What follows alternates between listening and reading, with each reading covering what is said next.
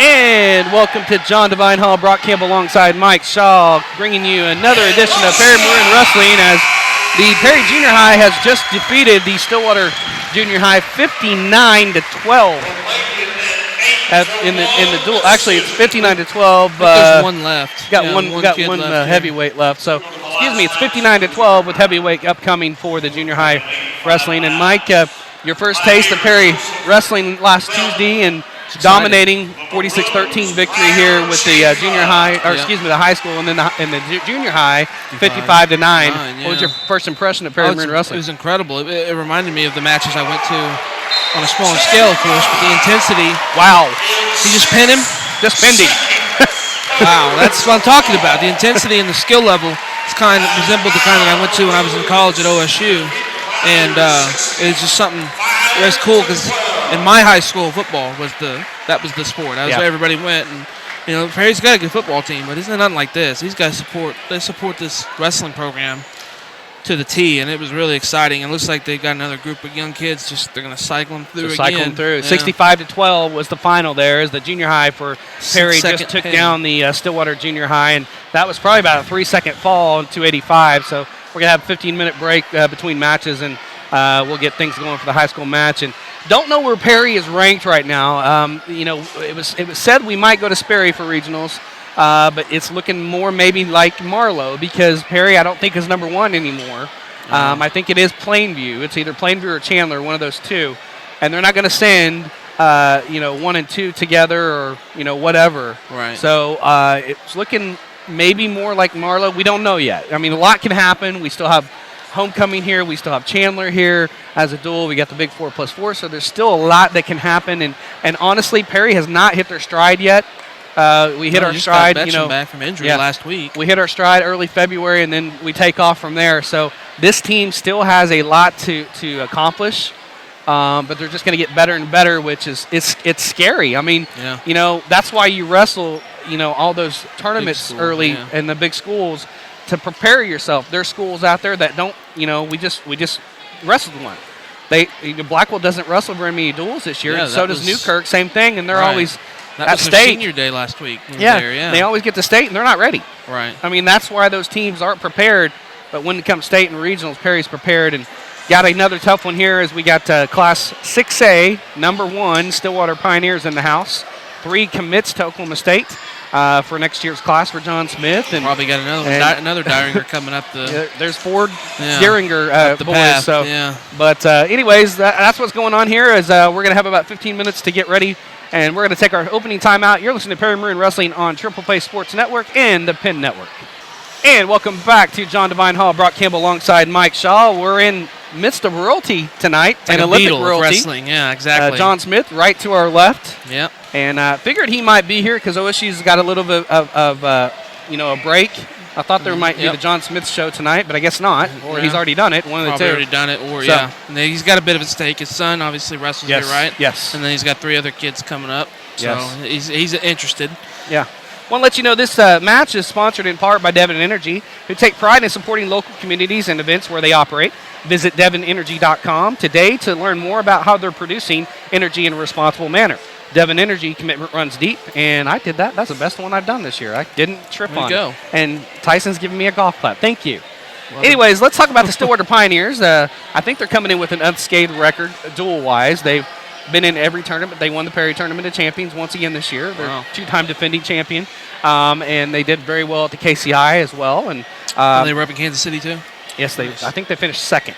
I'm pretty sure to the Georgia team. They got a strong team this So year. let's go ahead and talk about that team. 106 pounds. Mason Davis, the senior, is going to come in. He's going to be taking on for Perry. Alex Valencia. I like Valencia's chances in that match too, even though he's a freshman. But Alex is a very good wrestler that we saw at Blackwell. Yep. Mason Davis, I don't know much about him, but I would give the edge to Alex there at 106. At 113, Andrew Neiman. He's a junior. He's going to be taking on, I think, Bryson Justice, and I would have to give Neiman the edge there in that match. 120, Tyler Daringer, sophomore. He's going to be taking on I think Kel Betchen is going to be there. That should be a good I one. would get Kel the slide edge right there. 126, Jacob Fontenez for the senior for Stillwater. He's going to be taking on Riley Cinnamon, and I'm going to have to go with Fontenez. He's the senior. Yeah. He's a very good one. He's a transfer from Union from a couple years ago. Yeah. So, Riley's got a lot of skill. Riley's has skills. He could catch him. 132, Cade Brock, the senior from Stillwater. He's going to be taking on Noah Nida. I love Noah. It's going to be a tough one. Cade Brock is the Energizer Bunny. He doesn't quit. Right. Noah's wrestled him a couple times. He's really tough. Yeah, he's one of the 3 recruits, right, for OSU. Yeah. 138, Jace Brownlee, the sophomore, taking on Damian Tucker for Perry. I like Tucker now. It's just going to depend on which Damian Tucker shows up. I talked to him early today before the match. It seems like he's pretty focused. Jace Brownlee beat him at the Perry Tournament of Champions. He was a sophomore. But Damian's a senior, so if he gets his first takedown, Damian's in it. Right. If Damian gets taken down the first time, he kind of tends to disappear a little bit. Well, he doesn't disappear. He just kind of loses focus. So we'll see what happens. That's what I meant by disappear. Yeah, which one shows up for which Damian Tucker shows up. 145, Tristan Moran, the senior. Oh, boy. Dalton Haymaker's got his work cut out. Tristan Moran, he's one of the OSU commits as well. So 152, Mason Medford, the senior for Stillwater. Perry doesn't have anybody there. It's going to be a forfeit. 160, Christian Ball, BAHL, the sophomore. He's going to be taking on Riley Betchen. Have to give the edge to Riley there. I like that. That's going to be a good matchup. Riley's second match since injury, right? Yes, and he didn't have much airtime last time. No, it was 4 seconds, I think. He pinned that guy last week. 170 is going to be either Logan Anderson, the senior, or Joe Smith, the senior. I expect Joe Smith to be there. He'll be taking on Devin Blansett for Perry. 182, Jordan Derringer, senior. He'll be taking on Zach Lowry. At 195, we have an injury right now. Matt Jones is injured.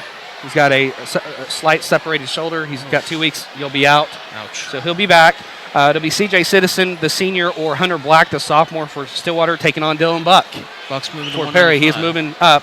220, Garrett Byer, taking on either Central Carden, the senior, or Courtland Kennedy, the junior, or Cameron Lisenmeyer, the freshman. Whoever he gets, I think Garrett's going to get it.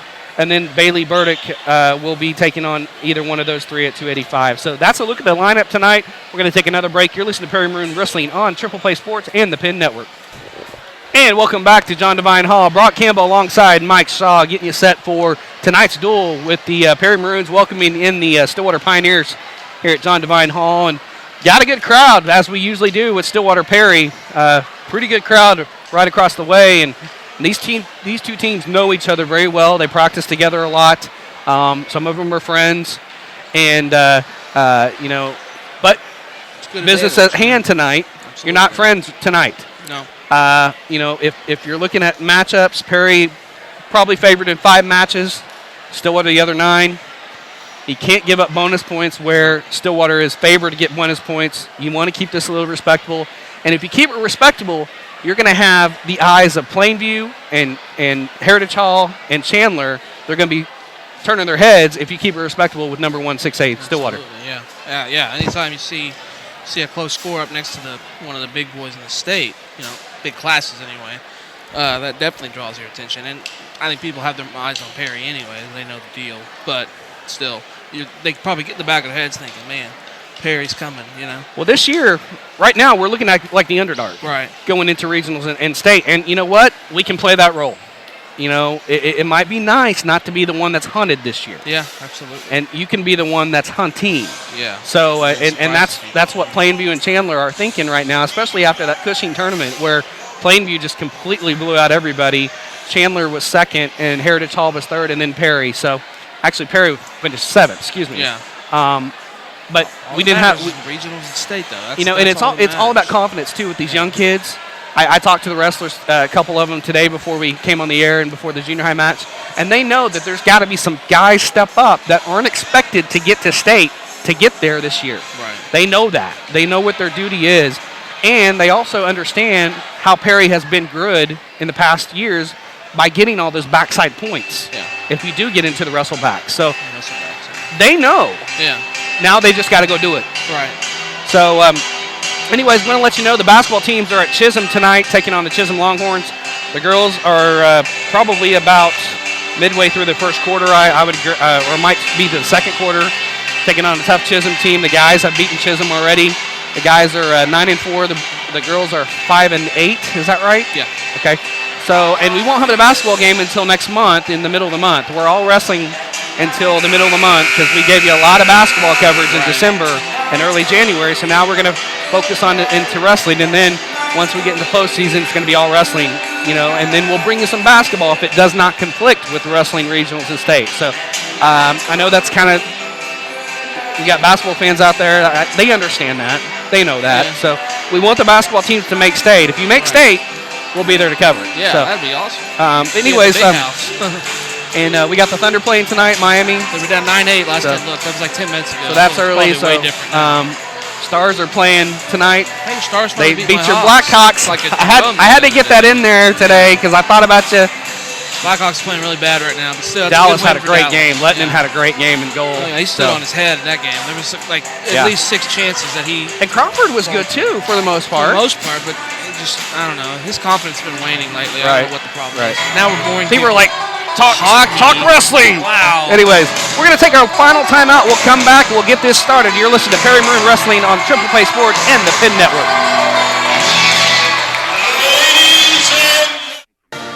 And that was our national anthem performed by the Perry Maroon Pep Band as the lights are going out. And the introductions are happening by our wonderful PA announcer, Monty Stevie. You've already mentioned him already, partner, from the PA announcer from Blackwell. Monty there's nobody better out there that does the announcing for a duel. Yeah, I can tell. He's far more entertaining and knowledgeable than the one at Blackwell. I can already tell. Seems interested in the matches, too. The other guy really didn't. So let's talk about the keys to tonight's duel, Mike. What are your keys to tonight's duel between the Pioneers and the Maroons? Well, I'll kind of echo your sentiments. You said Perry's probably favored in 5 matches, and the key would be not to get bonus points in those other matches, not to give up bonus points. And heck, you wrestle with enough confidence, and you don't give up a lot of bonus points, you might always steal a win here and there. You never know. So I just go out and work hard, and do your thing, and anything's possible, really. Well, yeah, anything is possible. It'd be nice to be able to call a shocker of a duel. These two teams know each other very well, and Perry is starting to come into its own like it always does. We've already talked about that coming into the takedown show, and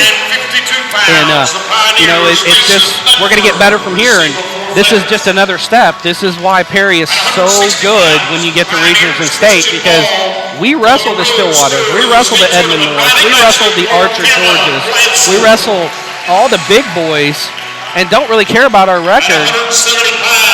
And we get to regionals, we're prepared. Our record is 6-1 in duels this year, though. Yeah. We've lost one duel, and that was to Tuttle. Thank you. And it was a duel we didn't show up, and that was an early duel. That was out of football. 3 guys were hurt. And 3 guys were hurt. Too. So,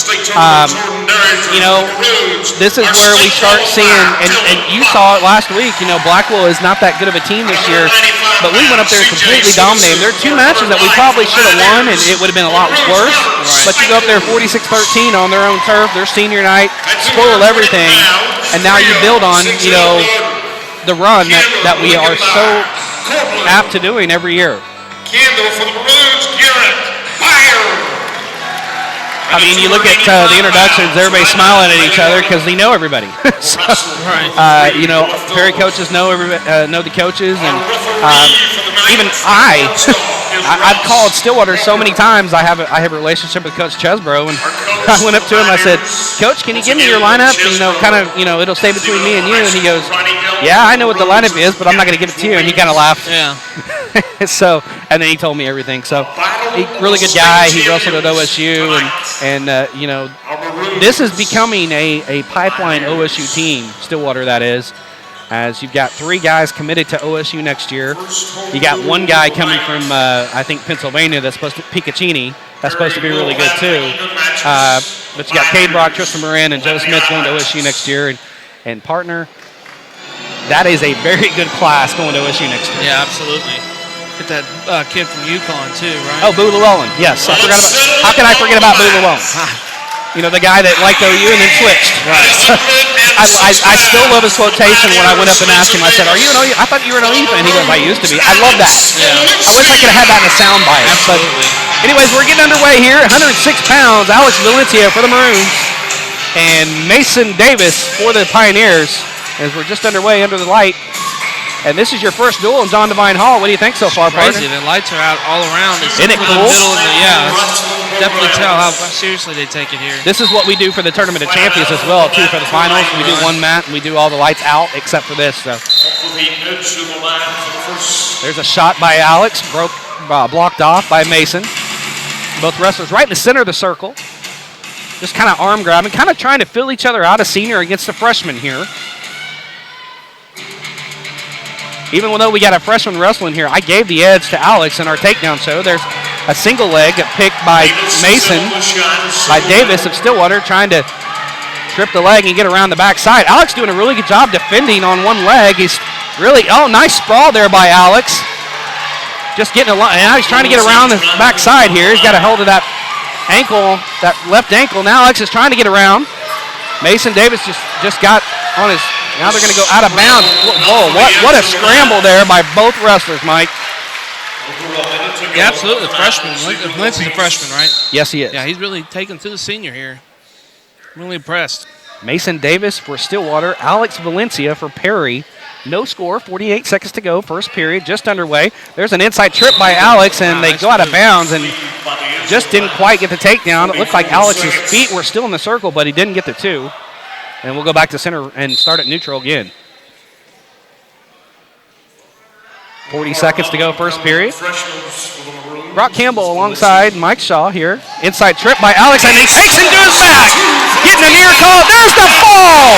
Alex Valencia, the freshman. And we'll take a timeout. You're listening to Perry Maroon Wrestling on Triple Play Sports. And welcome back to Perry, Oklahoma. We moved to 113 pounds. State champion for the Pioneers, Andrew Neiman, a junior, taking on Bryson Justice, a Perry and partner.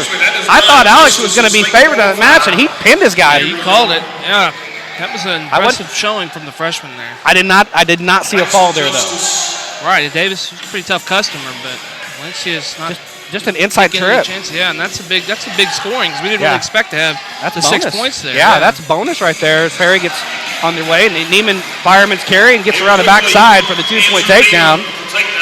2-0, Andrew Neiman on top.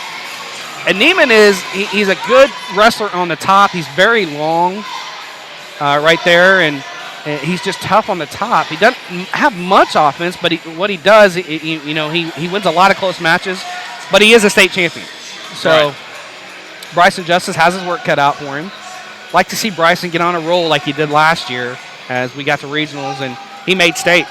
He was one of those guys I keep alluding to that was not supposed to make state, but he had a great regional, made state, and got some points for us at state and helped us out in the team race. So absolutely, these are the guys that you're going to have to start coming on. Is Neiman tried to get a cradle there, but Bryson doing a good job on the bottom there.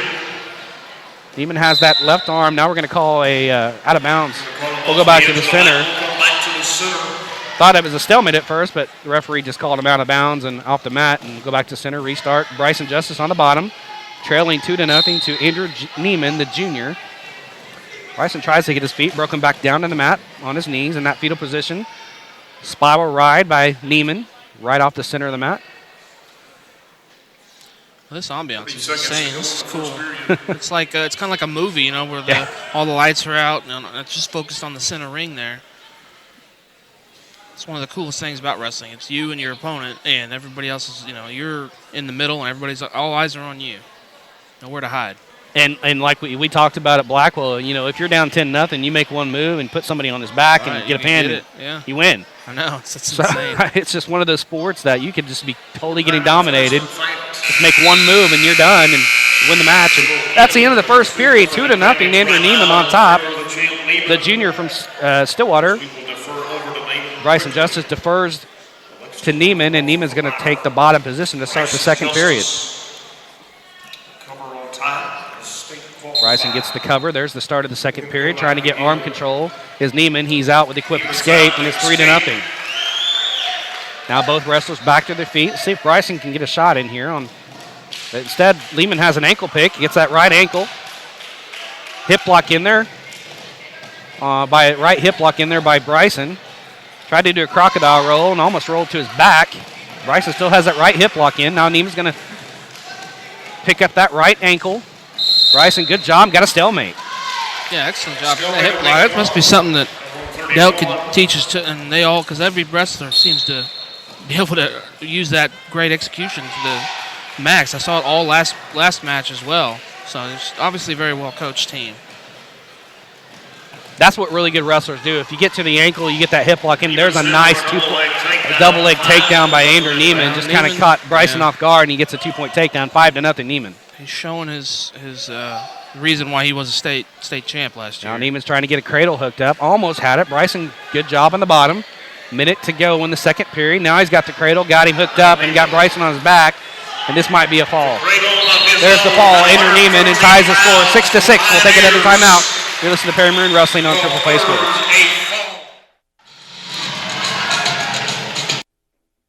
And welcome back to John Devine Hall as we move quickly to 120 pounds. Carlos Betchen on the mat for the Maroons. I told him I was going to say that tonight. Oh, because then the last week's guy, didn't he call him that? Yes, that's the Blackwell guy. So that's the only time I'm going to call him that. I'm not going to call him that the rest of the year. Kel Betchen for Perry, 126 pounds.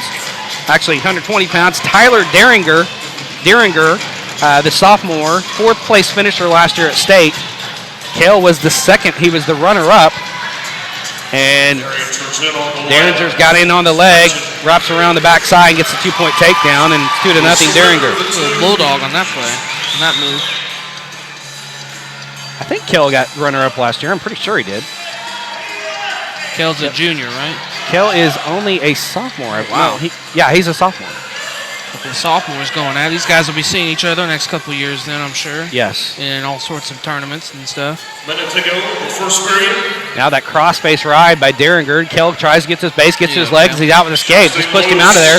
Deringer didn't want anything to do with him. Just pushed him out. And they go off the edge of the mat. 2-1. Deringer on top. Deringer, the younger brother of the Alex Deringer, the national champion of Oklahoma State.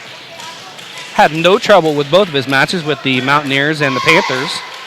West Virginia on Friday and Pittsburgh Panthers on Sunday. That's just some of the bloodline wrestling right there. I mean, you got a brother that's a national champion at a school like Oklahoma State. You know, it's in your blood. A lot of pressure to perform, though, I would imagine. Now, Kell gets a single leg and drives down himself, trying to get a 2-point takedown as they're on the edge of the mat. Deringer doing a really good job sprawling there. And it looks like he's going to get out with the good defense. There's 10 seconds to go in the first period. Kell trying to do a head in the hole, but he didn't have enough room. And he did try to do the head in the hole move, and that's what his brother's known for, Riley. But he didn't have enough mat space and go off the edge, and that's the end of the first period. 2-1, Tyler Deringer on top for Stillwater. Deringer will take the bottom position, and Kale will have the top cover to start the second period. This is definitely a match I could see being close and going all the way to the end. It's two really good competitors. And Kale didn't want anything to do with him, didn't want to ride him, and just cuts him 3-1, and we're on our feet. In case you have missed it, our takedown show, the junior high for Perry won 65-12 over the junior high Pioneers. There's an up and under attempt by Kale. Watch it, don't get your back. Kale's going to have to play defense. Still has that leg. Tyler Deringer is trying to get around the backside. Almost, Kale's got that right leg hooked up. That's why he can't get around the backside for the takedown. This could end in a stalemate if Kale can hold on to it. And he doesn't. He gives it up, and there's the takedown. So it's now 5-1, Tyler Deringer on top. Second takedown, 5-1. What's up? No. No, we're just doing Perry. We're local. Maybe someday. That was cute. Yeah. We're famous in Perry. Yeah, that's true. But maybe someday we'll have some. Just asked us if we were famous. I was like, I had to tell them. But only my head, and then Only in our head, yes. Only around here. They said maybe someday. We are Perry celebrities. Exactly. You more than me. I'm just along for the ride. People know about you. Don't. Through you, yes. No, I get compliments Who's about that you all annoying the guy time. that does the color commentary? Nobody likes him. Under 37 seconds to go. Second period. Derringer riding hard on top, 5-1, up on the sophomore Kel Betchen. Under 30 seconds, second period, 5-1. Derringer just kind of sitting there. Kel really can't do anything. Derringer's trying to hook up a high cradle, but Kel's doing a really good job on the bottom. He's got one of those legs scissored and maybe trying to turn him that way. That's what he's trying to do, but Kel's doing a really good job defending on the bottom. And that's going to be in the second period. Tyler Derringer on top, 5-1 as we go to the third. Kel Betchen will have the decision in the third, and he will choose the bottom position. Get up with the escape, get his point here, and then go at it 5-2. That's the plan. See if Derringer wants to ride. There's the start. Kel quickly to his base, now driven back down to the mat to his knees. Derringer goes on the spiral ride now. Was a cross-face ride a minute ago, but now gets to the traditional spiral ride. Trying to lock those arms up underneath. Now Kel to his fetal position, trying to get to his base, trying to get hand control. Gets to 1 foot. Trying to get leverage, put his hands out. Derringer still really hard on the top. Breaks him back down on the mat. Now Kel gets to his knees. Derringer on that cross-face ride. Now back to the spiral ride. Trying to get those underhooks under those arms. Kel gets a leg out. Now back to his base does Kel. Inside trip by Derringer. Now a sit-out attempt. Not there for Kel. Derringer's still riding tough on top. Yeah, what do you think? Kel's doing everything he can to get out of that. What do you think Tyler, once he gets to college, is going to get a lot of riding time? Yeah. I think so. Yeah, he definitely uses that to his Minute to advantage. go now, third period. And only a sophomore, too. You can see the bloodlines, though. I'm sure one of these days we'll see him in the orange and black, I'm sure. I imagine, yeah. 1 minute to go in the match. 5-1, Derringer on top. There's the start of the reset again. Kel gets to his legs, there to his feet, and he's out with the escape. 5-2, under 50 seconds to go. Move here, though. Definitely got to be on the attack in the last 45 seconds here.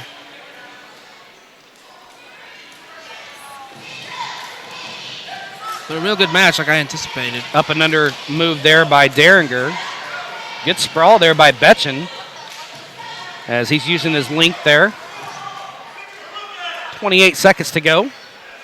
Now Kel's trying to get around on the head in the hole attempt. Tries to step around the backside. And Derringer doing a good job defending. Now Kel's got his 1 foot around the back. Trying to get his, there it is, the takedown, 5-4. He's got 12 seconds to turn him. Got 12 seconds to turn him. And Derringer is going to win it. He's going to win it by 1. And it'll be 5-4 as we go out of bounds. Got 1 second to do something. It looks like Derringer's going to get out of here with escape. And that's what Tyler does. He wins a lot of close matches. Not really good style points, but he's going to win 5-4. And Stillwater leads 9-6. You're listening to Perry Maroon Wrestling on Triple Face Sports. Hey, welcome back to John Devine Hall. Brock Campbell alongside Mike Shaw. We moved 126 pounds for Stillwater. Jacob Fontenez for the Maroons. Riley Cinnamon. And Jacob Fontenez already on top, 2-0 with a quick takedown. He's going to release Riley, and Stillwater's trying to get bonus points here, of course. And this is one that Perry needs to not give up a bonus point. Yeah, absolutely. And Riley's still just a freshman. I think he's got it in him to keep this match close. Fontenez is very tough. He's very tough and very strong. He's around the backside for a takedown once again, 4-1. And trying to get Riley turned and didn't quite get the count there as Fontenez. Now he's going to try and turn him on his shoulders right here. You don't want to get pinned here if you're Riley. Still not good enough angle there for the near fall, and he's just going to put him on his shoulders, pick him up, and still no near count. It's good flexibility there by Cinnamon to stay out of that pin. 9-6, Stillwater leads the duel. Minute to go in the first period. Jacob Fontenez of Stillwater on top 4-1. Fontenez is a 3-time placer at state for the Pioneers. Moved in from Tulsa Union several years ago. I believe it was Tulsa Union. Riley Cinnamon, just a freshman, has tons of upside. Absolutely, yeah. And comes from that pedigree wrestling family. Yeah, I saw his the Cinnamon name sprinkled in through the state champions when I was looking at the book earlier. And I talked to his mom, Melissa. His sister is a very good basketball player, so we're going to be seeing his sister. And Melissa even said, yeah, I'm in the gym for several more years. Nice. So his sister's a pretty good basketball player. So we're going to see a lot of the Cinnamons in the next 4 years. Plus, because I don't think his sister is even to high school yet. As Fontenez still on top 4-1. He looks like he's going to ride out the period with 4 seconds to go. And all things considered, Riley did a pretty good job in that first period not getting turned. And it's 4-1 after 1. Yeah, absolutely. It's all you can do. You got to keep it close. As close as you can. You're going against a good opponent. Usually this is where Noah Nida would wrestle Fontenez. He wrestled Fontenez last year and beat Fontenez in overtime at Stillwater. But they moved Noah to take on Cade Brock at 132, which that should be an interesting matchup. Right. And you probably don't want a freshman Cinnamon. Could he wrestle up 132? No. He couldn't? No. You can, but I would take your chance with Jacob Fontenez and not Cade Brock with Cinnamon. I know. What I'm asking is if Cinnamon has the physical capability to be 132. You know what I mean? Yeah, at this point I don't think so. Okay, yeah. What I'm saying is if he could do it, switching these is obviously good because you may not want a freshman going. There's a strong double leg takedown there by Fontenez, and he's up 7-1. He got out with the escape because he took bottom to start the period. So 7-1. Jacob Fontenez on top, the senior. He'll be wrestling somewhere. He's not going to OSU. I don't know where he's going to wrestle, but he's going to wrestle somewhere after high school. Right. And, there's a lot of good options. UCO is a really good wrestling school. NEO. NEO's really Miami, good. And second year. Into a 4-year university. Neosho, where Colton Looper is right now for Perry. UCO, we got Gallo. He's there from Perry. OKC he's a senior. From City University. They ever wrestling? Yes, the Stars. They have a pretty good program, and there's lots of options out there. Well, I imagine Iowa's got a ton of small colleges that are probably pretty good at wrestling. Not as many as you think. Really? I talked to Hunter Conant. He's up there at the William Penn, and he said wrestling in college, with the exception of Iowa and Iowa State, it's not that big up there. Well, maybe Pennsylvania then. Yeah, it's PA. Yeah, it's PA. That's got definitely. a bunch of small, really good colleges. I mean, Lehigh, of course, is one of the best. Penn State's really good. Those are big schools. Penn's decent. Penn's pretty good. Yeah, you're right. It's 7-1. Riley's still down 25 seconds to go, second period. And doing it, he's down by 6 points, but he hasn't given up any. There's a stalling warning as I'm getting ready to compliment him. But he's not giving any near fall. So this would be a big not to give a bonus point. You got 9 seconds to go in the second period. Of course, you got a whole 2 minutes to go after this. Really impressive how he's hanging in against a tough opponent. Riley gets to his base once again, and there's locked hands, and he's going to get a penalty point. And it's going to be 7-2 after the second period as Fontenez locked those hands up right at the end of the period. And Riley gets the decision. He'll choose bottom to go to the third period. So 7-2, only a 5-point lead. If you cannot give up 3 more points for Riley Simmons, you're just going to give up a decision. And Fontenez is going to give up the optional start. So it's 7-3 now. Fontenez wants to work on his feet. Underway third period. Asked Riley what his strategy was today, and there's a scramble. Still no points given. Now Riley's doing a really good job scrambling, and he might come out with a takedown of his own. He gets his head out. Riley. And, he gets taken down. Boy, that was just sheer power by Jacob Fontenez. Looked like Riley had the upper hand, and then Jacob got the takedown, so it's 9-3, cutting 9-4. Trying to get the major here, 125 for the Pioneer. Left in the period, 120 left in the period now. Cinnamon keeps battling in. 9-4, only a 5-point advantage for the senior Jacob Fontenez from Stillwater. There's a big double leg takedown there and gets right underneath, and that was way too easy. Riley's going to have to hang out 11-4. See if Jacob's going to cut him with a minute to go. He does, 11-5. One more takedown would be a major, and then I would assume Jacob would probably try to ride it out. So if Riley can go without giving up a takedown here with 49 seconds to go, it'll just be a decision for the Pioneer. Yeah, these are one of the keys we talked about, keeping the bonus points from happening. And heavy on the head is Fontenez trying to get around the backside. There's the takedown, and there's the 13-5 major.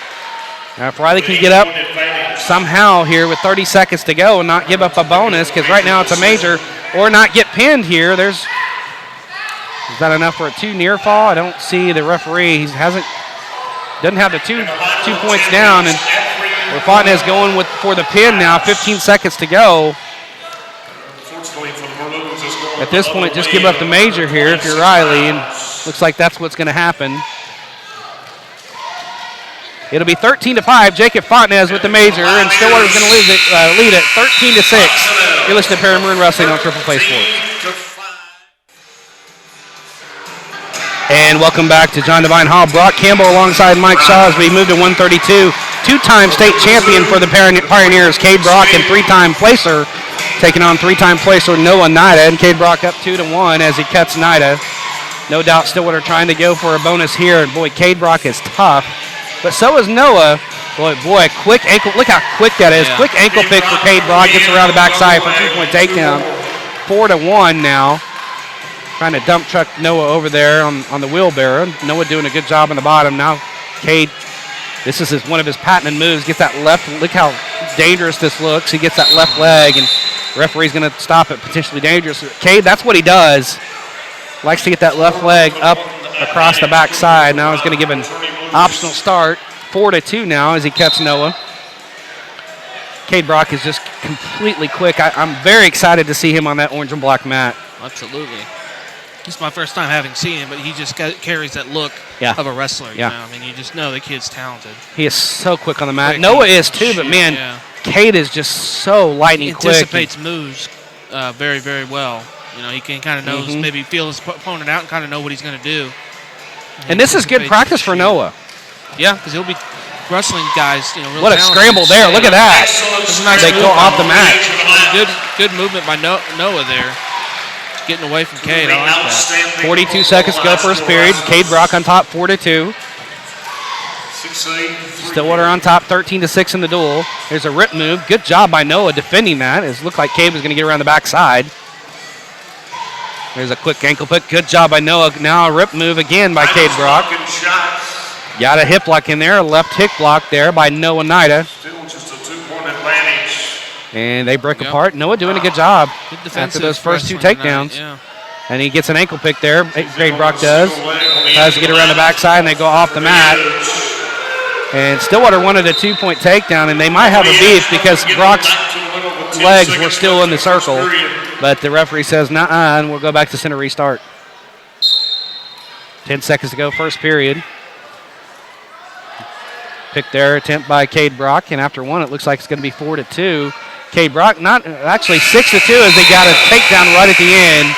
Noah kind of relaxed for just about a split second, and when you do that in wrestling, bad things can happen. You gotta be focused all 2 minutes. That's the equivalent of being on the edge of the mat, thinking you're out of bounds, and you got to keep wrestling until the whistle stops. So Brock will take the bottom position. Noah on the top cover. 6-2. Cade Brock on top from Stillwater. Noah's going to remat him. Good job by Noah. Now Cade just gets right back to his feet. He just springs back up to his feet. Look how quickly he runs back to the center. He's built like the prototypical. He does. He has that look about lightweight wrestler. Right. And he's out with escape quickly. 7-2. This kid could be dynamite in college. I'm telling you right. I'm so excited seeing him. I'm excited to see our wrestlers go to college too and wrestle. But man, I am excited to see Cade Brock. He'd be one of their better ones since Perry, you think? Since Chris Perry? Yeah, he could definitely be a national champion in several years. So I remember Chris Perry at high school, and obviously at OSU, he was really good. Yeah, he could be as good as Chris Perry, if not better. I actually saw Chris Perry play high school football. There's a quick pick there as Cade Brock gets around the backside. He's up 9-2, 7-point lead, 1:08 to go. Second period. Now Noah needs to work on not giving up any bonus points here. Right. This is the key now. It's tough as the kid. As Cade Brock is going to attempt to crab ride him. Now he puts both legs in underneath. He's got Noah completely flat. Now Cade looking for something to do on the top, and he kind of puts his hands up like, I don't know what to do now because Noah's not giving him anything to grab. Noah could do a good job on the bottom. There's going to be a stalemate. Stalemate will be called 36-second mark. 36 seconds to go, second period. Cade Brock of Stillwater on top, 9-2. Stillwater on top in the duel, 13-6. There's the restart of the second period. Noah's trying to get to his base, gets to his.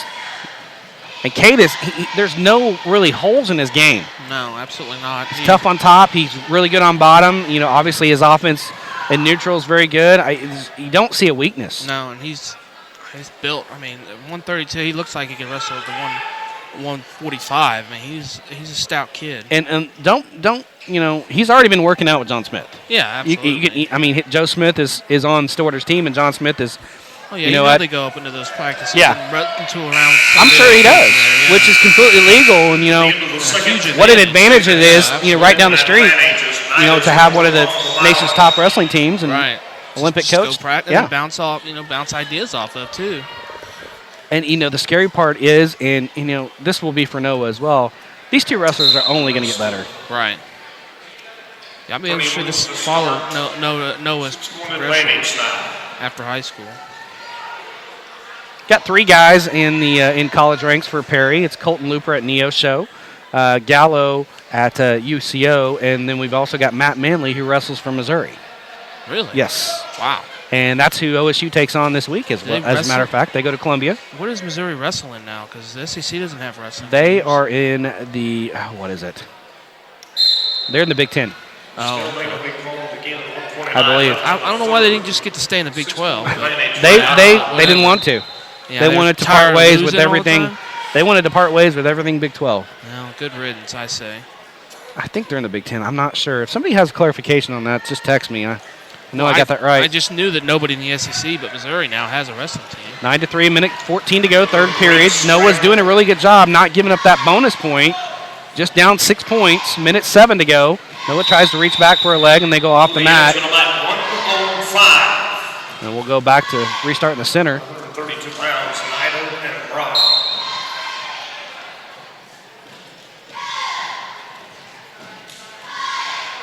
Cade is the Energizer Bunny, that's for sure. He never quits. Yeah, that's conditioning is obviously big in any sport, but wrestling it's the biggest. Up and under attempt. Good job by Noah. Nice defense there. Rip attempt by Cade Brock. Didn't get there. 45 seconds to go. Come on, Noah. Hold on. Noah's done real well on the defensive tonight. You know, there's really no holes in Cade Brock's game to get. He gets a stalling warning there. I don't know about that. I don't know about that. That was Stillwater liked it, but I don't agree with that. Noah keeps coming forward, and he just did there too. I don't agree with that stalling. As you know, Ronnie Duck's kind of giving the eye to the ref, and I totally agree with Ronnie's perspective. That shouldn't have been stalling warning at all. No, and Ronnie Duck's a 3-time starter at OSU. He kind of knows what he's doing over there. Yeah. Knows what he's talking about. Good admiration for both of these schools. Yeah, you have to. The coaches are really are good friends, and of course John Smith in the house over here. He knows both of these coaches very well, and is familiar with both of these teams. They practice with each other a lot, and Stillwater's coach wrestling under Smith. Tyson Davis, our producer and engineer, to the Mid-American Conference for Missouri. And let me tell you, that is going to be a tough duel for the Cowboys. Missouri. They were always. Noah Nida will not give up the bonus point. It's going to be a decision. 16-6 Stillwater on top with the 9-3 decision. You're listening to Perry Maroon Wrestling on Stillwater on Triple Play Sports. And welcome back to John Devine Hall. Brock Campbell alongside Mike Shaw. Got a couple text messages. Not only for Tyson Davis, but from George Manoy, our friend in Pennsylvania, listening to us right now in Troy, Pennsylvania. Wow, they used to live in Perry, and he's been wondering when we're going to be on the air because every time he's right in the middle of wrestling. Every time he tried to get on, he was like, "It's basketball." He's the one that texted me. Him, yeah. So, George, we're happy to have you. We miss you, buddy. We miss you and Jennifer and Dylan and Dalton and all them, all your boys. But we're happy to have you along tonight, listening to Perry Maroon Wrestling as we move to 138 pounds. Which Damian Tucker is going to show up as he's out there for the Maroons, taking on the sophomore Jace Brownlee of Stillwater, and Brownlee beat Damian Tucker at the Perry Tournament of Champions. So far so good. No takedowns as we're just at our minute 12 to go in the first period.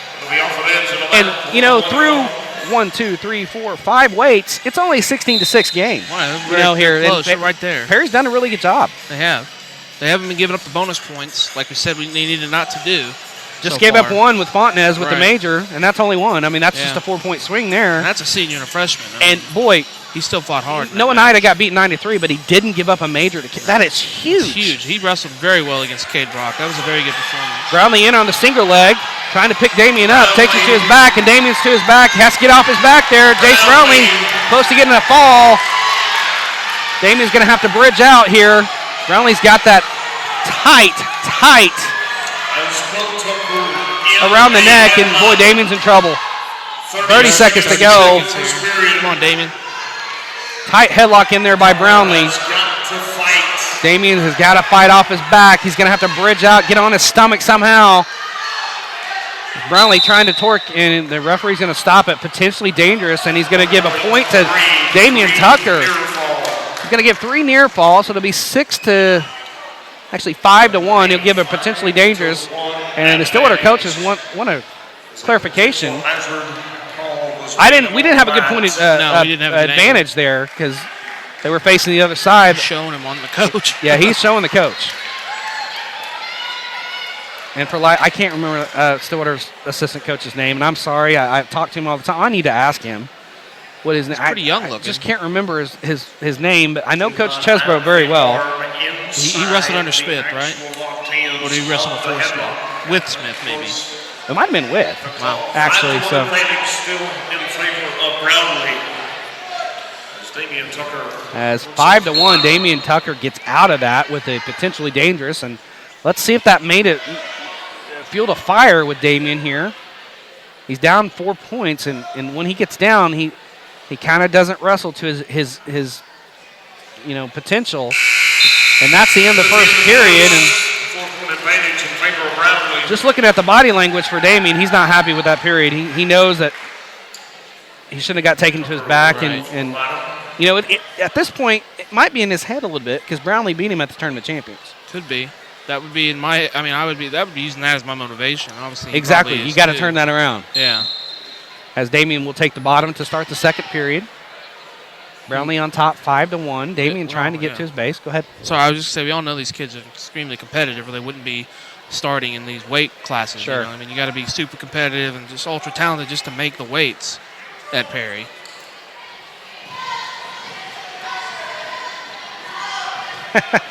George says, thank you for the shout out. No, thank you for listening all the way from Pennsylvania. It's an hour later over there, too. Dalton, from what I heard, Dalton's doing really good this year wrestling, and so is their other boys. Wrestling at a high school there? Yeah, I would like to get out there and go watch some state tournament wrestling in Pennsylvania. Yeah, that'd be something else. And I told him I was going to try. And if you can find me a job, George, yeah, and give me some financial situation, I'd be happy to come out there. But right now, it's not looking, both of us right now. Yeah. But we love what we do here. Right. No, this is fun. This is a dream come true for me. If we can figure out how to build this up, yeah, boy, we'd be pleased as punch. 50 seconds to go. Damian hasn't really done anything, and neither really has Brownlee on the top position. Kind of rested on this lead here, yeah. We're 5 to 1. Now he gets both legs. He's trying to get both legs in there. He's trying to work that left leg inside. He's got Damian flat to the mat, and now they're going to call a stalemate. Referee didn't like that. Neither did I, for that matter. Just kind of got a little lethargic by both wrestlers, and you knew that. You could tell that first period for Damian, it took a lot out of him, and he's kind of down on himself right now. But Brownlee is tough on the top position. Sophomore from Stillwater. Has improved a ton since last year. I'll give you that right now. You weren't here to see it, but yeah, Brownlee has improved a lot. Damian needs to start, he's got a stalling warning there. He needs to start getting it going so he can make a run for a senior season. He was one match away from state last year. Damian tried to switch around the backside as Brownlee almost took him to his back, but Damian almost did a switch there. That's going to be in the second period. But nice to see him fight a little bit there at the end. He's still in it. He's only down 4. 5 to 1. Brownlee has the decision. He'll take bottom to start the third. Work off of the bottom. They need to cover 4 points behind.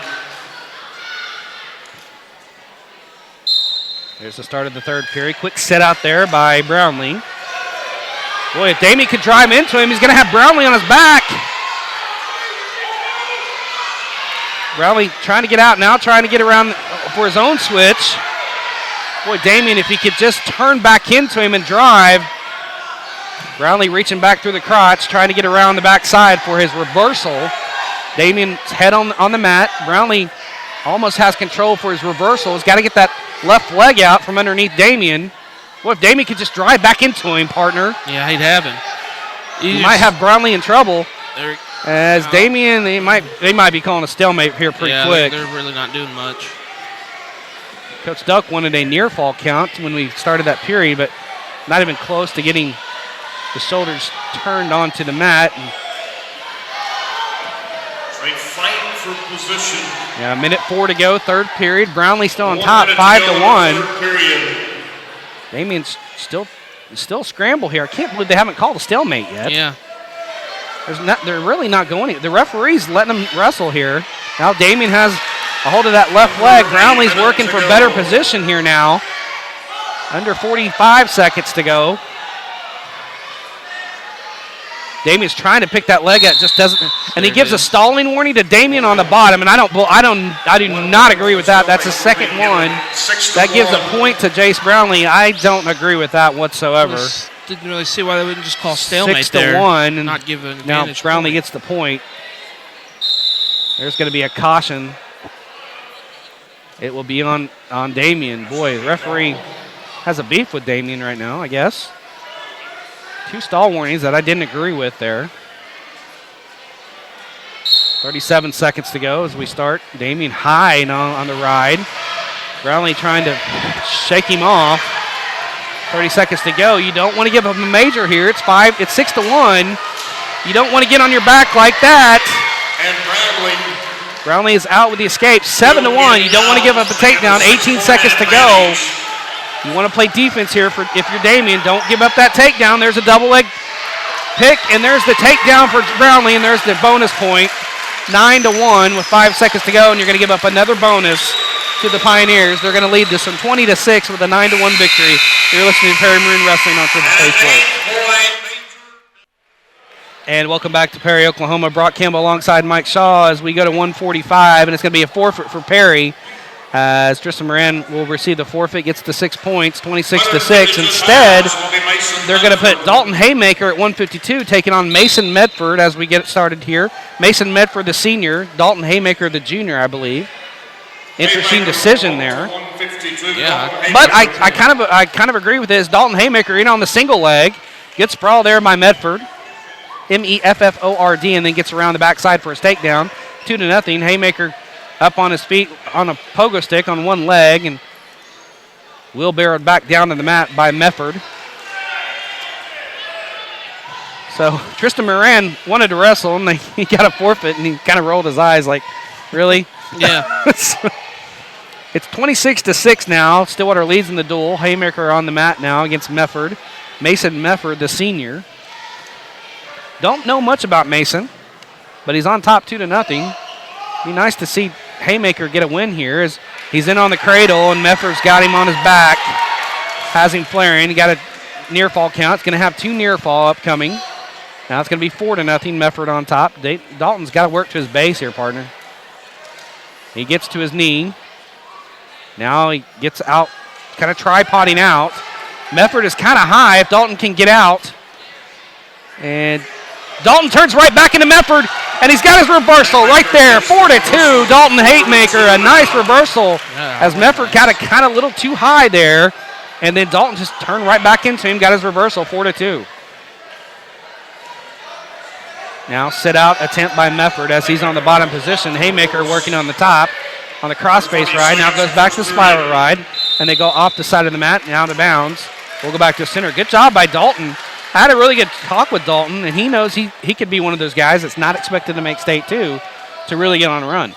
Right, absolutely. And I'm not sure why they switched to him to 140-52, but he's looking good right now. Well, I think they took their chances more with with Mefford against Haymaker. They thought they could get a win here as Mefford now has Haymaker on his side. He gets a reversal, so it's 6-2. They like their chances better than Haymaker against Moran, and I would agree with that. Yeah, Moran's the other OSU. Yeah, Moran is a two-time state champion. Now they've got Haymaker on the mat getting a near fall count.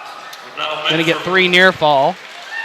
So it's now 9-2 after 1, and well, it's kind of backfiring for Coach Ronnie Delk. But Perry has some upper weights that are going to provide some points here for Perry coming up. So it's 9-2 after 1. Mefford will take the bottom position to start the second period. Haymaker will have the top cover.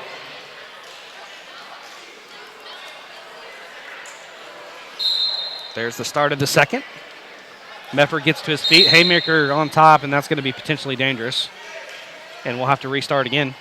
Can't hang on and go for a ride, basically. Yeah. That's what Dalton was doing. Dalton has improved this year. There's a Granby roll by Mefford, and he rolls through and gets Haymaker almost on his back. And Haymaker rolls through on his stomach, and there's a reversal, 11-2, Mefford on top. Well, if you get a bonus point here from Mefford, that's a bonus for Stillwater. Yeah, absolutely. Now Haymaker out with the skate, 11-3. Now Dalton's going to have to go get him here. Yeah, he's going to have to be on the offensive the whole rest of the match here. Minute 29. Mefford the senior, Haymaker the junior. All Mefford so far, 11-3. There's a half attempt to an ankle pick there by Haymaker. Didn't get it. Up and under attempt on the single leg and around the backside. It's 2 points again, 13-3. Mefford on top. Now he's just going to cut Dalton. 13-4, 9-point advantage, minute 6 to go in the second period. At this point, you just want to make it a 4-point major and not a tech fall. Right. There's a shot by Haymaker. Has the single leg. Good sprawl there by Mefford. Now he's trying to work for his counter as he gets around the backside for the 2-point takedown. Just tough on top as Mefford. 15-4 now. 11-point advantage. 47 seconds to go. Referee looking in there intently like there was something illegal, but waved it off. As Mefford flattens out Haymaker now to the mat, gets the left arm bar across the backside of the back, and it's just kind of chicken wing him over on his shoulders, and Dalton's in trouble. Dalton doing a good job bridging out. Boy, and Dalton gets a reversal. 2 near fall for Mefford, 17, and then a reversal, 17-6 Haymaker. And it's just an 11-point lead. If he can shave off about 4 more points and just give up a decision, that'd be huge. Icing here as Mefford gets to his base. Dalton goes for a ride. Mefford's out for the escape, and it's 18-6 after the second period. We'll go to the third. Dalton's down 18-6, and he'll have the decision. See what Coach Delk wants to do, and he's going to make Haymaker riding. Interesting decision here. Maybe he thinks he can get him to a quick fall, maybe. Quick, oh man, what's that called? Showing my youth here, yeah. My as the opposite happens, reversal there by Mefford, and now he's up 20-6, and he's got a 14-point advantage, and 1 more point it will be a tech fall. 20-6. And it would be a 5-point victory for Stillwater as Dalton comes to his feet and gets to an ankle, and they go out of bounds, and there's going to be a fleeing, they gave the escape to Dalton, so it's 20-7. I think the scoreboard can go to 20 over there. 20-6. That's what Monty just said. Our 2 doesn't work. 26-6, Stillwater on top in the duel. 1 at 29 to go. 20-6, Mefford on top of Dalton Haymaker, the junior. There's a quick shot by Mefford for the takedown. There's the tech fall, and Stillwater's going to lead this one 31-6. You're listening to Perry Maroon Wrestling on Triple Play Sports. And welcome back to John Devine Hall. We moved to 160 pounds for the Perry Maroons. Riley Betchen for the Stillwater Pioneers, the sophomore Christian Ball, B-A-H-L, and Ball quickly on the shot. Riley gets that hip lock in there, and go out of bounds off the circle and come back to center restart. This is where Perry has got to start getting points, partner. Absolutely. Stillwater, huge advantage in his first 7 matches here. And there's some matches that I thought Perry had an advantage in, and they have lost.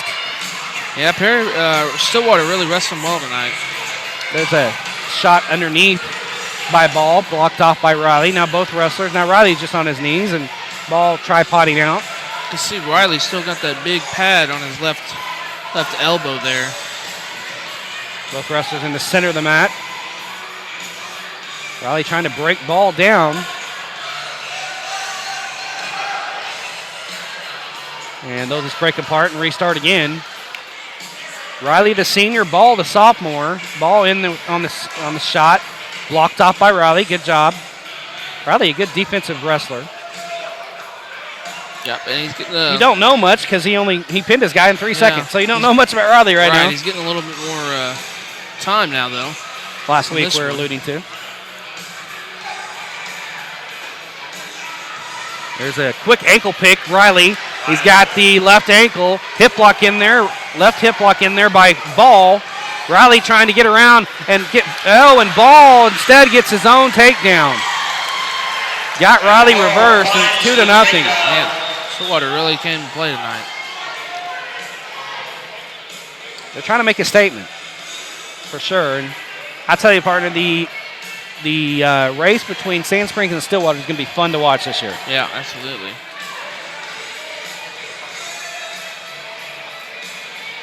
It's Riley now in the bottom position. Ball on control on the top. Sophomore gets senior. And at the end of the first. And that's the end of the first period. It's 2-0. The sophomore from Stillwater on top of the senior from Perry. And we'll go to the second period, and Ball will take the bottom position. Riley gets a little bit of advice and direction from Coach Ronnie Delk. So we start the second period. Riley breaks him back down. Now it's just doesn't want to deal with it and cuss him. So 3-0. Christian Ball on top. You need to get some points because next class for Stillwater is 170 pounds. Joe Smith, most likely, for Stillwater. And Riley gets around the backside for takedown and then cuts him. So 4-2. There's a quick shot by Ball. Cooking underneath, and it's 6-2. Caught Riley off guard just a little bit. This sophomore is kind of impressing me here, partner. Yeah, he really is. Riley's still a little coming off those injuries. This is only his second match, but I mean, still, got to give credit to Ball. He's really wrestling well tonight. And they go off the edge of the mat, go back to start in the center with Riley on the bottom, down 6-2 to the sophomore. And he's got a prototypical wrestler build, too. Yeah, he does. I'm sure at some point all these kids get to wrestle with some Oklahoma State players and stuff, and maybe get some conditioning tips, obviously. Riley trying to get hand control. He does. He's out with the escape, 6-3. That's in the house. 1:05 to go in the second period. Ball on top from Stillwater, 6-3, and they go off the mat. Riley took an extra shot, and he kind of said, okay. Maybe that'll piss him off. Okay, it's on. Take him down now. It kind of did get him a little fired up. A little more intense. Both of them a little more frenetic. And they're just going to push each other off the mat. Go back to center, restart. 48 seconds to go, second period. 6-3, Ball on top from Stillwater. Stillwater leads the duel 31-6. Quick ankle pick there, attempt by Ball. Now Riley goes in for a counter shot of his own. Good defense there by Ball. Up and under shot by Riley. He's got a single leg. Got the ankle, got the left ankle. Hip lock in there by Ball. Riley's going to have to work around for his takedown. There it is. 2-point takedown, 6-5 now. Riley. And Betchen down by 1. 19 seconds to go. Going to let Ball up, cutting, so it's 7-5, 15 seconds to go. Ball with the shot, half shot there, blocked off by Betchen. 7 seconds to go. And they go off the edge of the mat, go back to the center, restart with 5 seconds to go, second period. 7-5, Betchen has closed within 2. And that's how we're going to go to the third period. And I believe Riley has the decision, and he does. He will take the bottom to start. So get your quick escape and then go on the offensive and get the takedown and get the lead. Get the lead and possibly come out here with a win. But, boy, this sophomore is really tough. Yes. I thought Riley would be heavily favored. Riley gets to his feet, trying to get hand control. And he gets run out of bounds, but they're going to give him the escape before, and it's going to be a 7-6 now. Both wrestlers on their feet. Now we got a match. Minute 52 to go in the match. Riley is on the offensive now. Backing up is Ball, B-A-H-L. That's how he spells the name. There's a shot by Ball. Blocked out by Riley. Riley's got a headlock. Tried a rip attempt move to get around the backside. Didn't get it. Inside trip attempt by Ball. Didn't get there again. Got a single leg on Riley. Riley's got the hip lock in. Playing defense again is Betchen. Good defense by Riley as they both go to the mat. Ball still working on the edge of the mat. And they're going to go off. And, boy, great defense by the senior for Perry. Yep. Yeah, he was in a tricky spot there. He's just seen, he's experienced. He knows what he's doing out there. Got the, I guess I would call it an escape, really, but kept them points getting scored. Minute 18 to go. Riley Betchen down by 1. Both wrestlers on our feet. Riley tries a single leg pick underneath. Blocked off by a Ball. Ball's trying to work for his counter on the top. Minute 6 to go. Ball tries to get around the backside. Riley's on face down on the mat. Reaching back for the left leg. And under a minute to go. Riley's going to have to get something here quickly. As Ball, there's going to be a stalemate. Quickly called by the referee. That's kind of to Riley's advantage here. He can get back on the offensive, I think. 7-6, 51 seconds to go. Senior against sophomore.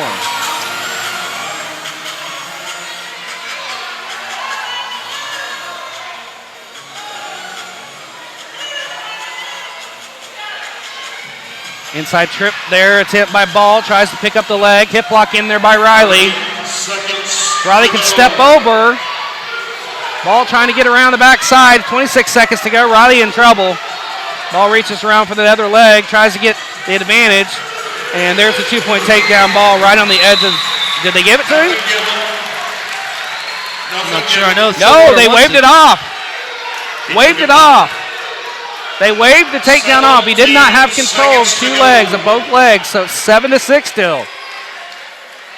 Referee having a conversation with the assistant coach, and boy, the assistant coach for Stillwater is very heated. Boy, got a warning now on Stillwater bench.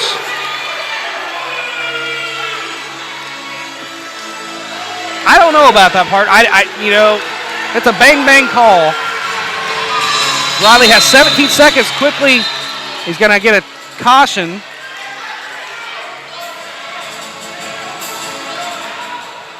Well, it's been a good match, I'll tell you that much. 15 seconds. Riley with the shot underneath. Sprawl there by Ball. 10 seconds to go. And Riley tried a reverse move. He's got 7 seconds to do something. Down 7-6. Let's see what the senior still has left. Riley gets a second caution. He's kind of flailing like a fish. Ball backing up, no stalling warning. Riley's not going to get there. 3 seconds. 7-6. Ball's going to win this one. 34-6. Stillwater. You're listening to Perry Maroon Wrestling on Triple Play Sports. And welcome back to John Devine Hall. Brock Campbell alongside Mike Shaw. We moved to 170 pounds for the Perry Maroons. The senior, Devin Blancett, for the Stillwater Pioneers, 2-time state champion, 3-time state qualifier, and placer, Joe Smith. And, boy, Devin's got his work cut out here, partner. Yep. 34-6. Stillwater leads the duel. I wasn't familiar with how accomplished Joe Smith was, but when you get the name Smith, it didn't surprise me how accomplished he was. And quickly, Joe Smith with the takedown, 2-0. If you ask Coach Delk how he feels the duel has gone, I can guarantee you he thought it would be a little bit better than this. Yeah, there's been a couple of tough matches, but also a tech and a major that we didn't expect. Joe Smith got a 3-count near fall right on the edge of the mat, so he's up 5-0 on the senior Devin Blancett. Well, Joe came out on fire right here. Came out quick. We'll see him in the orange and black next year.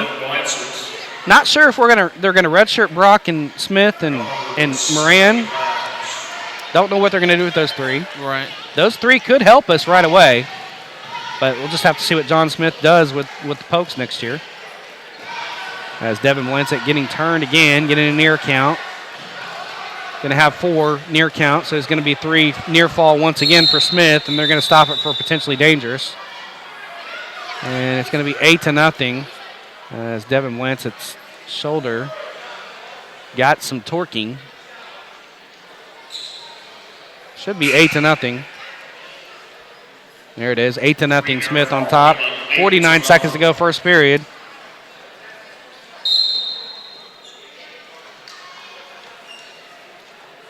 Joe Smith getting Devin turned again. Boy, he's just so good. He's very strong. He has gotten better every year, partner. There's another 3 near fall coming now for Joe. He might have a tech fall in the first period. 11-0. Now he's going to get Devin turned again. Trying to, at least. Devin trying everything he can do to not get turned on the bottom. 21 seconds to go, first period. Boy, how do you feel, Devin go out there and wrestle Joe Smith, and coach is saying just don't get pinned. Right. But he's getting turned right there. Going to be another near fall count. Might get pinned right here, too. 3 seconds to go. And that's the end of the first period. Joe Smith gets another 3 near fall, 14-0 after 1. This one could be quickly over. Man, Joe Smith, he didn't take any time. He was on the attack very quickly. Very impressed. Joe Smith takes the bottom. He gets up here. It's over with the tech fall. There's a caution that's going to be on Smith. Caution, time for the white suit.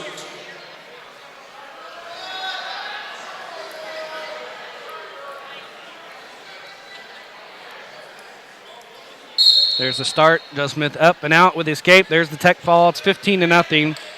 And Stillwater gets a tech fall. They're going to go 41-6 on top. You're listening to Perry Maroon Wrestling on Triple Play Sports. And welcome back to John Devine Hall. Brock Campbell alongside Mike Shaw. Moved to 195 pounds. For the Maroons, it's going to be Dylan Buck. And for Stillwater, actually, wait. We're 182. 182. It's going to be Dylan Buck at 182, taking on Logan Anderson for Stillwater. Stillwater leads the duel 39-6, so got a little jostling there in our lineup. They're not wrestling Dyringer, I guess. He'll probably wrestle 195. I don't know if he'll wrestle or not. Jordan Deringer. Try to see if I see him. That name wrong. Deringer. Keep saying Dyringer. Deringer. That's how it reads, Dyringer. Yep. But it's Deringer.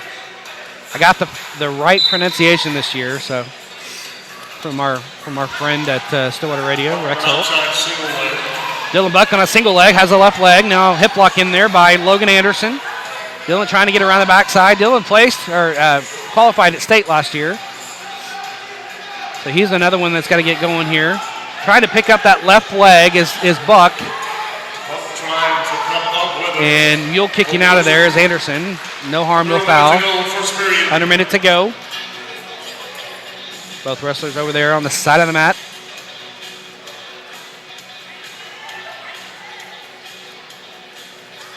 There's a shot underneath by Anderson. They go out of the circle. Go back to the start in the center.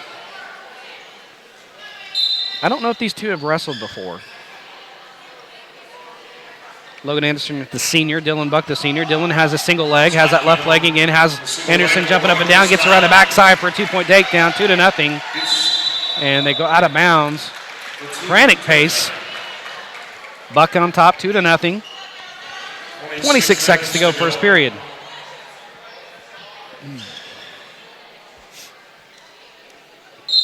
There's the restart. Buck puts Anderson back down to his knees and goes on the spiral ride. Anderson in that fetal position, gets to his feet. Buck, tight waist. They're going to ride him out of bounds. And 12 seconds to go, first period. Buck on top, 2-0. So interesting, you're probably going to see at 195, you're going to probably see CJ Citizen wrestling.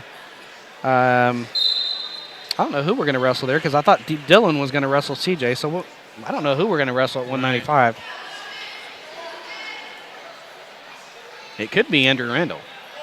And at the end of the first. That's the end of the first period. Dylan Buck on top, 2-0 over Logan Anderson. Anderson defers over to Buck, who works off the bottom. It's a pretty big cut for Randall, though, isn't it? It is a pretty good cut. I'm trying to see who we have up. If we have anybody up for a 195, doesn't look like it. Dylan on the top or on the bottom to start the second period, and Logan Anderson on the top. Dylan trying to get to his base, does. Trying to get hand control over there on the far side of the mat. He's out with the escape as they go off the mat. It's 3-0. Dylan Buck on top. Should be good. Be a much needed win here, just to give Perry some more confidence. And make the score look a little better. No doubt about it, though, Partner. Stillwater's loaded this year. Yeah, I mean, they're number one in the top class for a reason.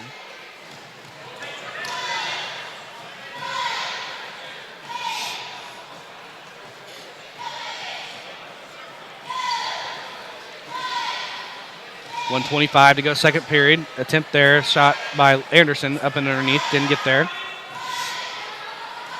Like to see Dylan get a little bit more offensive in these kind of positions there. He heard me. He's got a single leg on the left side. Left leg. Has Anderson jumping up on one leg. Now he's going to try to trip him down. Grabs the other leg. No control yet. And they didn't give him to. They go off the circle. Good idea, but I'd like to see him kind of tripping there instead of. But good job by Anderson defending there as well. Yes, absolutely. Minute to go. It's a little early, maybe premature to say, but we can, maybe get a bonus point out of here from. That's what that would be huge. That's what I was alluding to. Get a little bit more offensive here for Dylan. Work on his offense here because sometimes he's a little lethargic on his offense. But there it is, single leg again. Has the left leg, picks it up. Has Anderson jumping up right in the center of the mat. Grabs the other link, and there he goes around the backside. There it is, 2-point takedown, 5-0. He heard me. I swear they hear us sometimes. It might, yeah. So every time we say something, if it's football or basketball, it usually happens right after we say it. Gives us credit, though. I mean, it means we know we're talking about it at least. We're not just up here guessing. I mean, right now with wrestling, I'm still green. No, I'm you're kind doing of guessing. fine. You're doing fine. You know more than you think because you went to OSU and right. You pick it up. I could pick it up. By the state finals, maybe I'll be raring to go. Yeah, I hope so because we're going to have 8 mats to cover. It's crazy. Actually, wait. Can't even do 2, that. 3, 4. Yeah, 8. 1 second to go, second period. Monk with a 5-point. They have 2 2A mats. We're not going to score every. No. Are we? But they have 2 2A mats, 2 talk 3A about mats, 2 4A mats, 2 5A mats, and 2 6A. So it's actually 10 mats. That's 8. What's that? Yeah, 2. There was only 4 classes. 2, 3, 4. Yeah, you're right. Well, I'm sorry. No, it's 10 Matt. if it's 5A too. Yeah, you're right. It's 10. Yeah, it's okay. But we'll, if we don't have a Perry wrestler on the mat, we'll watch our area wrestlers too and bring that coverage. Cool. After third period, 5-0. Dylan Buck on top. They wrestle in the big house? They wrestle in the big house. Cool. It is I've been fun. in there a couple times. It is fun. Watched some games there. It's fun. Saw Stevie Clark win a title. Well, I don't like saying that name, but I saw him win a title. Bad name. Azubuki won a title back in the day. Bad name to say on this radio. That guy. No longer with the Tigers. Wish we would have. The LSU Tigers is no longer with them. Yeah. Wish we would have recruited Woodard instead of him, but whatever. Dylan and Logan Anderson just jostling right now. Minute 17 to go. 5-0. Dylan on top. If Dylan can get 3 more points, he'd score a major. That'd be huge. Get us to double-digit scores.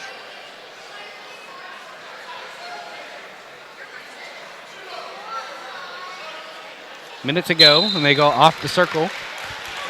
And we'll go to the center, restart, neutral position. 5-0, Dylan Buck on top. Minute to go, third period.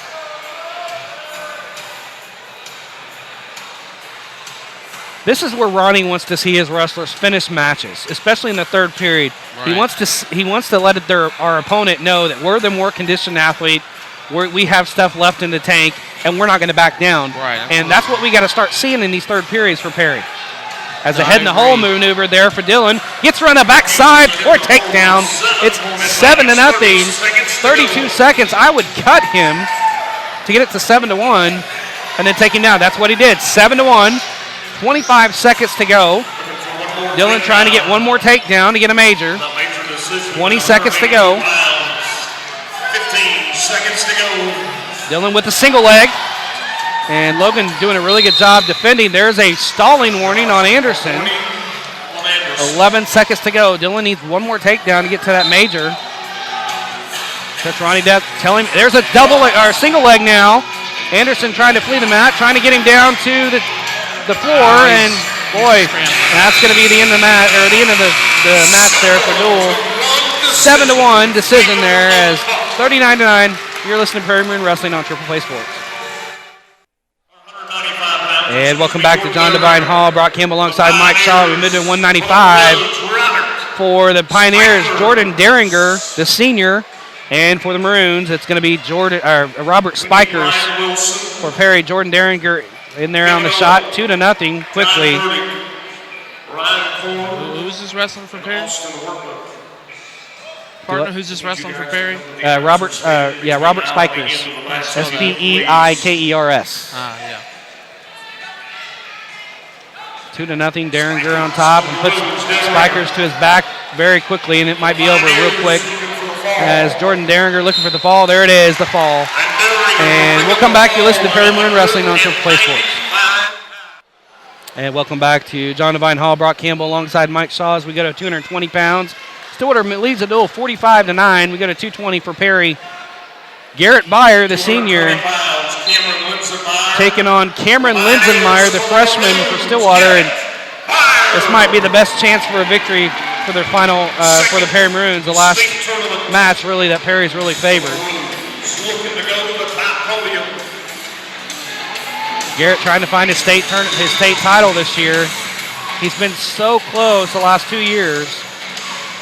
Been runner-up. He was, I think he was runner-up last year. The year before, I think he finished third. Garrett with a bull rush takedown there on the freshman Linsenmeyer, so 2-0. 1 minute 30 seconds.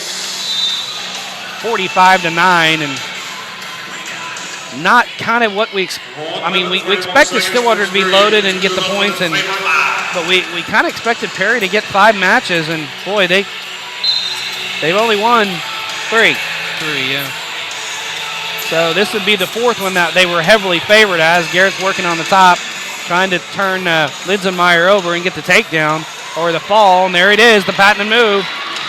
The Grim Grappler, there it is, the fall. Garrett Byer, 45-15, come back for the final match. You're listening to Perry Maroon Wrestling on Triple Play Sports. To the left for the Maroons, Bailey. And welcome back to John Devine Hall. Last match of the evening, 285 for Perry. It's going to be Bailey Burdick. And for Stillwater, it'll be Centrell Carden, the senior, as he's got the different singlet than anybody else tonight. Huh. Interesting. That is interesting. Have to favor Carden here. But Bailey has wrestled pretty good this year, so anything can happen. Perry down in the duel, 45-15. Stillwater's going to win the duel. Perry's going to go to 6-2 in duel action. Stillwater will remain undefeated, I believe. This won't count against the ranking for Perry because this is a 6A school. Right, yeah. So either Perry's 1 or 2. I don't know where we are in the rankings. I'm going to have to check that out with the OSSAA website and see where they are. But if you ask Coach Delk, you got 4 matches, thought you could get 5. There were things that, there was a few little things tonight that could have gone Perry's way that might have helped a little bit, but I think if you ask Coach Delk, he might be a little bit disappointed with this effort as Carden's trying to bear hug up Bailey Burdick and they go off the mat. So, but hopefully we can talk to Ronnie after the match. I don't know if he's going to be wanting to talk or not, but if he does, we'll get his thoughts on the match. And Ponca City will be in town next week on the 29th for homecoming as Carden takes him to his back, Bailey Burdick that is, and this might be over really quick. Carden looking for the fall. And there it is. There's the fall. Stillwater's going to win the duel 51-15. We're going to take a timeout. You're listening to Perry Maroon Wrestling on Triple Play Sports. And welcome back to John Devine Hall. Brock Campbell alongside Mike Shaw. Stillwater is victorious 51-15. Mike, we thought Stillwater would have the advantage tonight and it would be a tough duel for the Maroons.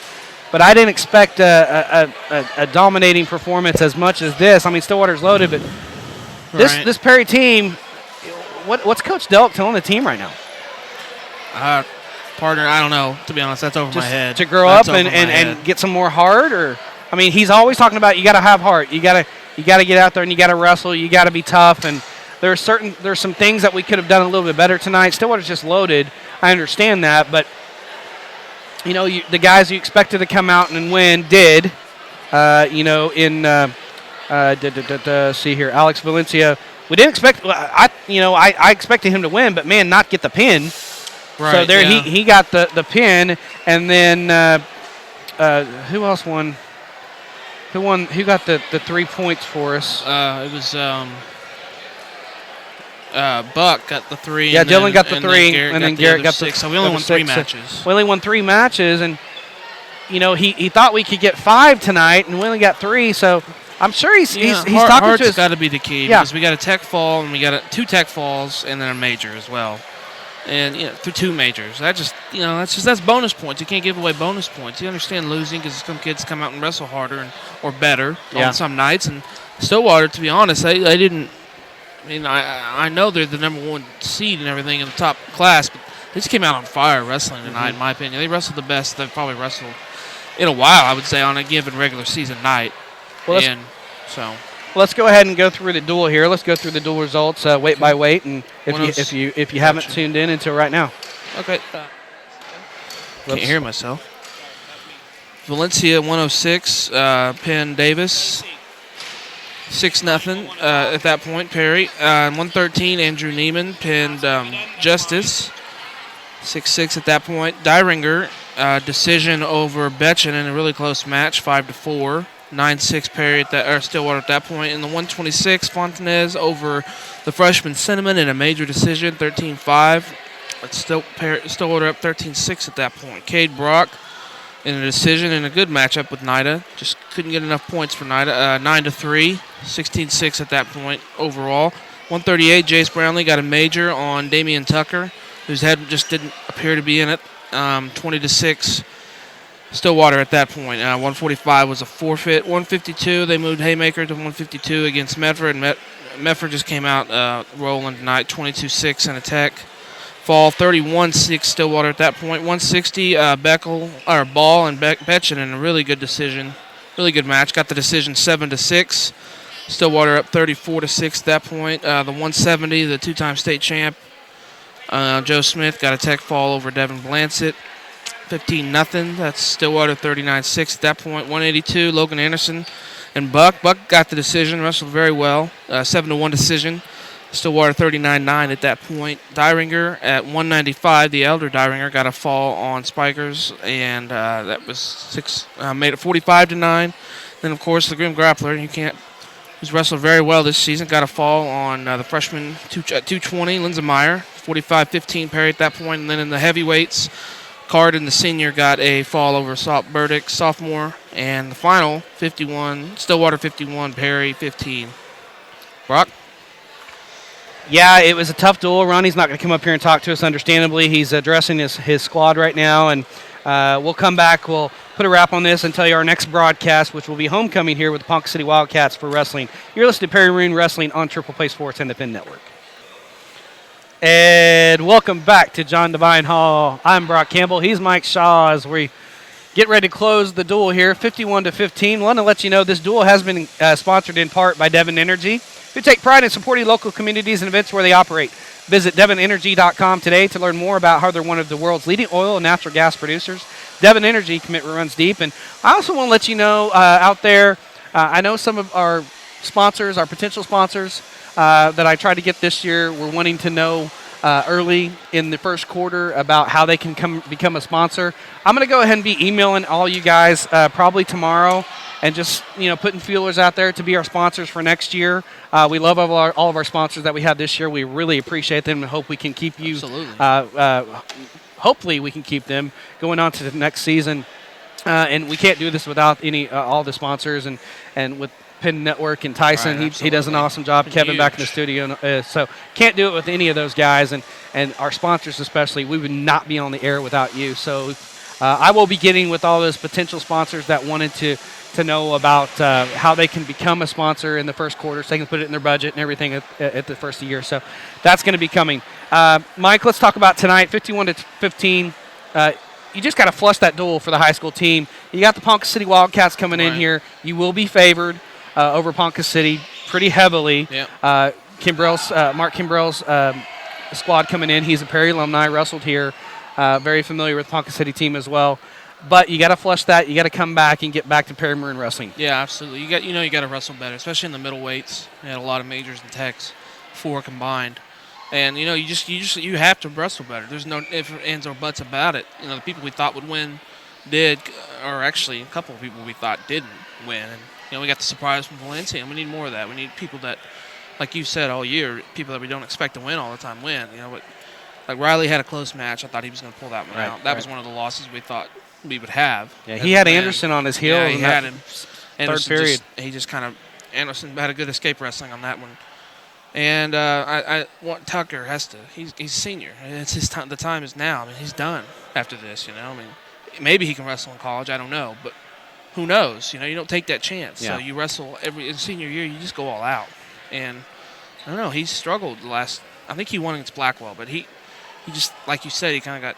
It's whichever one shows up at night, and as a senior, you're looking for more consistency. Right. You can see that in freshman and sophomore years and trying to fill out your varsity, starting. But now he's a senior, he's going to have to take leadership and really own it.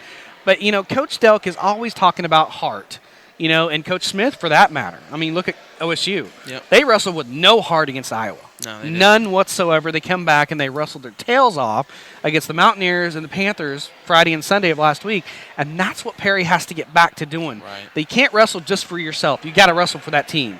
All 13 of those other guys that are out there on the mat with you. You got to wrestle as a team, and it's going to come. This team is still trying to gel. Is getting better at certain weights. Right. There's still work to do on the other weights too, and they know it. Yeah. They've just got to flush this duel. Stillwater's loaded. They're going to probably repeat as state champion this year. Yeah. It's going to be a tussle with the Sand Springs Sandites, but I'm going to pick Stillwater because they're just loaded. Right. And they get so many bonus points in state, and then if they don't get bonus points, if they have backside wrestlers, they make all those points up. Right. And that's how Perry has done what they've done over the last how many years? Backside points. Right. They come through the wrestle backs. That's how OSU's done it too. Yeah, exactly. That's how you want everybody in the finals. You want everybody to go as far as you can in the championship bracket. But if you can't, then you have to have those wrestle on the backside. And those are the kind of guys we're going to have to try and find in the next month. Well, I thought Nida wrestled. He lost 9-3, but I thought he wrestled. He wrestled Cade very good well. wrestler. Yes, and he wrestled it well. Maybe they'll give him. You look at the score and you lose. You can't do that in wrestling. You got to look at who you're going against first of all, and say, well, this guy's going to be at Oklahoma State next year, probably wrestling a lot as a freshman. And I did a pretty good job against him. I had a chance to come back and get some points on him in the end. And you take that, and confidence hopefully, and move going forward. And he could be one of those surprise guys that not come out of nowhere, but give us a lot of points. Well, and something else that you have to take if you got beat tonight, and if you got majored, if you got tech fault or whatever, maybe you can think back to this match. Think what Joe Smith did to you on one move, and when you're at state or regionals, and say, okay, this is how I can alleviate this move and not give up any points. You can go back to what you've already been at, and use that to your advantage. On another opponent. Right. That's why you get with the cream of the crop. That's why Perry does what they do. A lot of people think that Perry is good because we're in Class 3A. There's not any good teams, but that is so wrong. And, Plainview, they're good teams, but we're so good because we go wrestle all the big boys. Right. And we hang with them for the most part. Go up to Kansas City and wrestle nationally. You get beat by Edmond North by 10 last year. Edmond North's been a good team in 6A since Tuttle, at least 10 years. You're always with Tuttle except this year. Right. They're up a class too, right? They're 4A. So Tuttle's 4A. Yeah, we're 3A. But you go wrestle all those big boys, and the misconception that people think Perry is good because they're in such a light class, that is so wrong. This is why we're good. We wrestle these duels. Right. We remember these kind of duels. We learn from these kind of duels. And more than that, look at Gallo. He's at UCO, and the other guy's at Missouri. I mean, it shows you how talented those kids have to be. UCO is one of the best D2 programs in the nation. I know that. Even I know that. And Missouri's been solid in the Big 12 for years. Underrated this year, big time. So, they're going to be a title contender at the end of the year. They probably are. Yeah. And now they're undefeated in duel right now. Yeah. Well, they're wrestling well. And the Cowboys have to go there Friday, and that's going to be a tough place for the Cowboys. That place they wrestle. The Hearn Center. Yeah, that's nuts. It gets nuts up there. So you just flushed this one. On the other side, the junior high came out and just completely dominated, 65-12. Those two matches. Those guys coming up. It's good. Yeah. You got some talent. Competition. The younger guys look and they're gonna have guys at their heels. So that's another thing that makes Perry so good. Kids coming up, you're gonna have somebody nipping at your heels. Every year you're there. You can't take anything for granted. Right. At any weight class. So. And the junior high got third place at the Perry Junior High Tournament of Champions. Sand Springs won. Edmund Moore got second. Perry got third. And Colt Owen took first. He was only champion for Perry. Got a lot of talented wrestlers coming up. We still have talent on this team too. I mean, this team. I don't know where we're ranked. Duel wise. It really doesn't matter. You just got to go do your job. And That's the great thing about wrestling. Yeah, it doesn't matter. You just got to do your job, and your job starts next week. With Ponca City coming in here. Yep. Homecoming. Junior high starts about 6 o'clock. Homecoming. I don't know if it's before the match. I think it usually is before the match. They get it out of the way. So I'm guessing we may be on the air 7. Yeah. 7:15. It just depends on what the junior high schedule looks like and how fast that goes. So right. If it's anything like Blackwell, it'll go fast. pin. 5 pins right out of the gate. But anyways, and haven't got any scores from Chisholm yet from our informant, Jessica Bennard.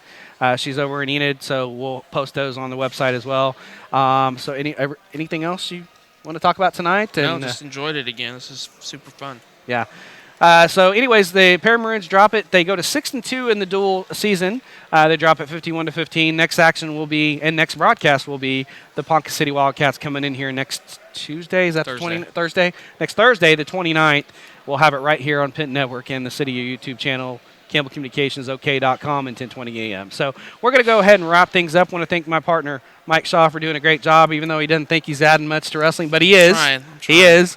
He's doing a good job scoring and adding. He's learning, but he's doing a great job and getting lots of compliments from people. I want to thank Tyson Davis, producer and engineer from Penn Network. I want to thank Kevin McCoy back in the studio for getting us on the air, playing all the right breaks and all that stuff. I want to thank you, the fans, the alumni, and all of our friends from around the state, around the nation as well. Yep. In Pennsylvania.